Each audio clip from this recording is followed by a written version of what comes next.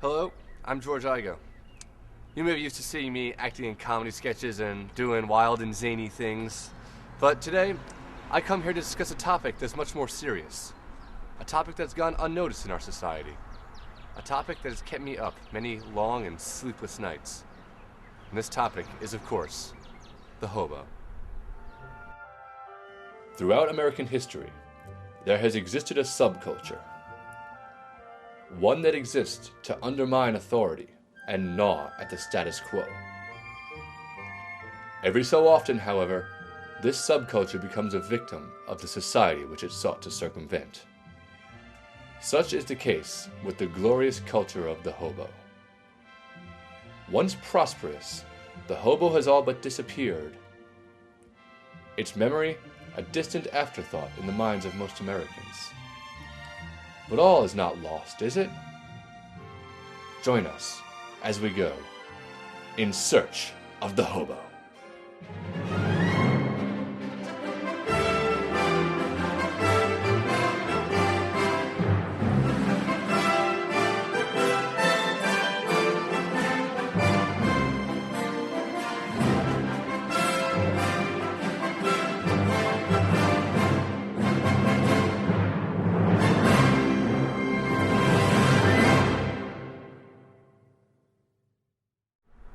These glorious creatures are the endangered species of our street. In recent years, they've all been replaced by the more common homeless person.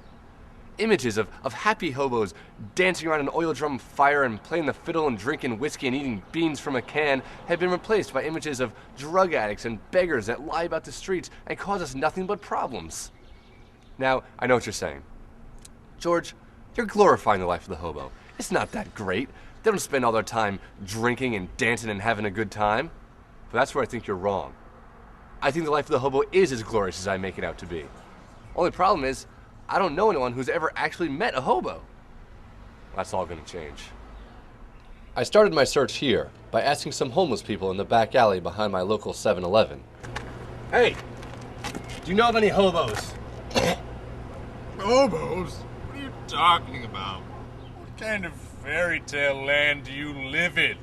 Thick unicorns carry the Easter Bunny off to... Shut the hell up!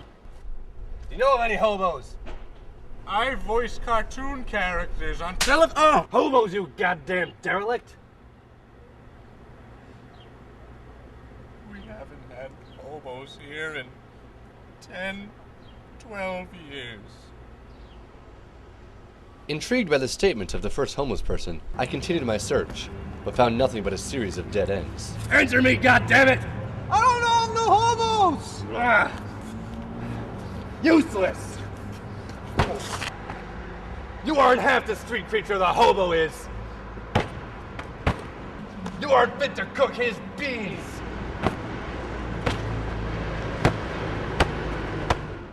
Everything got a little hazy after that. But the police informed me that killing a homeless person was not actually a crime and released me on my own recognizance.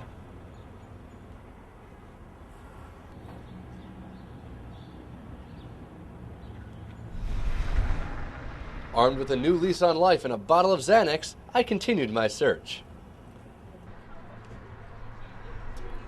Unfortunately, my search did not go as well as my drug-induced euphoria. Hobos! It was then that I realized I was going to have to take matters into my own hands.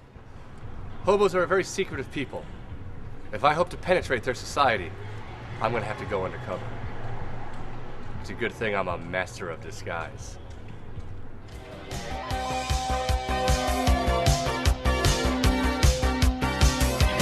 Push it to the limit. Walk along the razor's edge. But don't look down, just keep your head or you'll be finished. Open up the limit. Past the point of no return.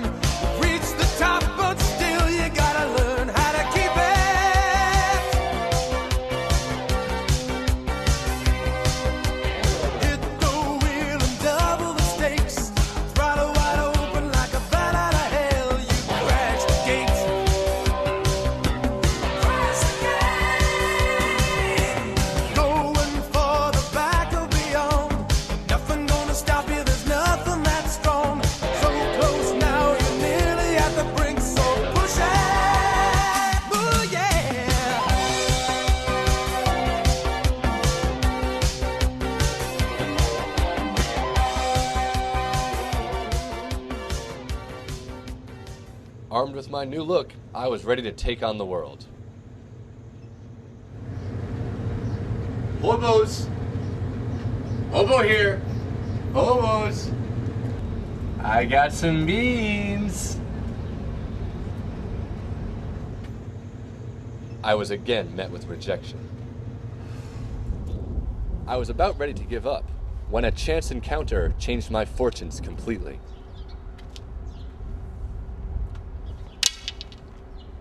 What do you want from me? Why do you mock me so?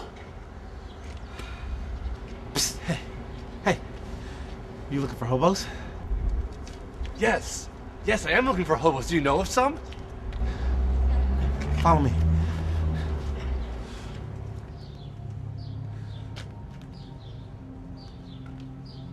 The man pointed me down a secluded alleyway. I had no idea what was on the other side, but there was only one way to find out.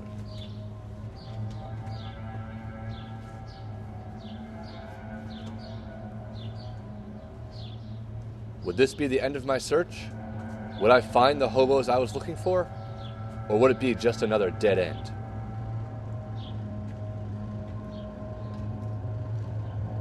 I've seen a lot in my day, but nothing could prepare me for what I found.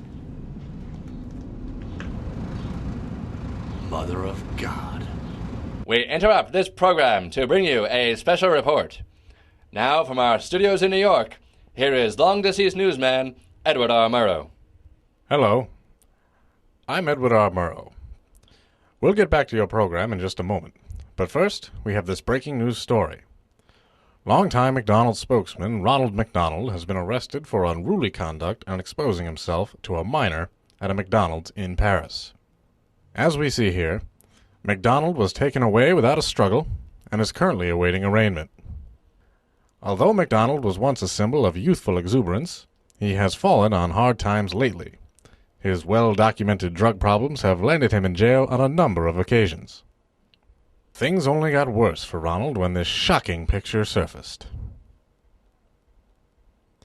It appears now that this was the straw that broke the camel's back for Ronald, and that it drove him to lash out in the Paris McDonald's. Grimace and Fry Guy could not be reached for comment. That's all for now. We'll keep you posted on any further developments. This has been a special report. We now return to your program already in progress. Mother of God.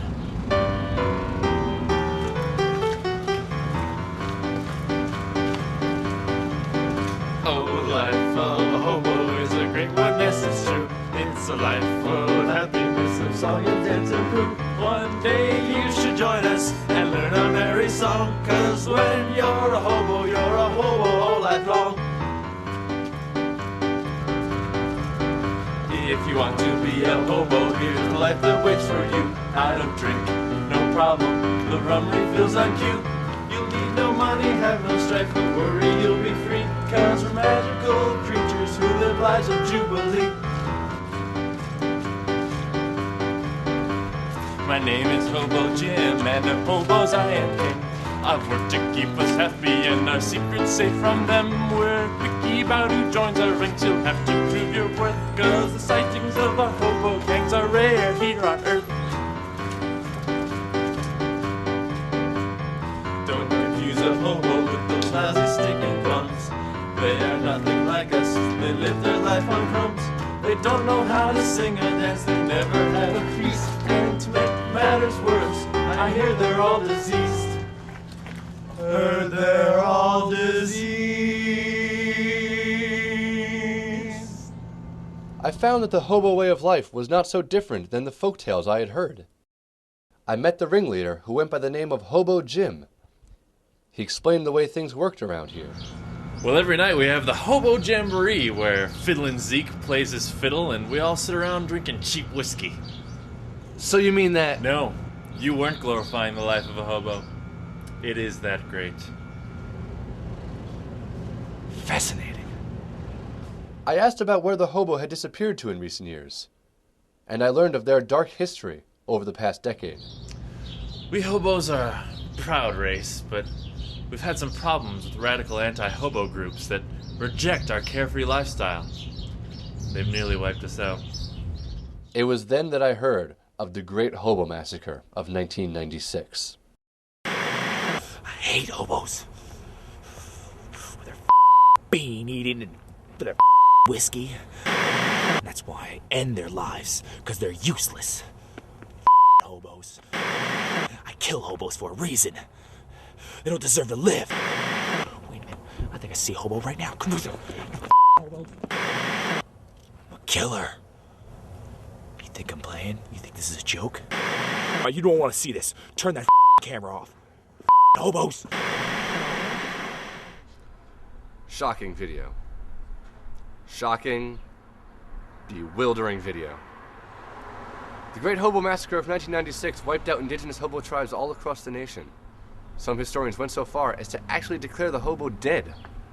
But out of the hobo's ashes arose something new. The hobo separatist movement continues to live life the way the hobo has ever since the Great Depression. Cans of beans continue to be in short supply at local area supermarkets. Cheap whiskey can barely be kept on the shelves. Gloves continue to have their fingers cut off. And of course, oil drum fires continue to rage in the darkest back alleys of our nation's cities. So the next time you're walking down the street, you look down an alley and you see a bunch of people hanging out down there, look closely, because there just might be a hobo gang.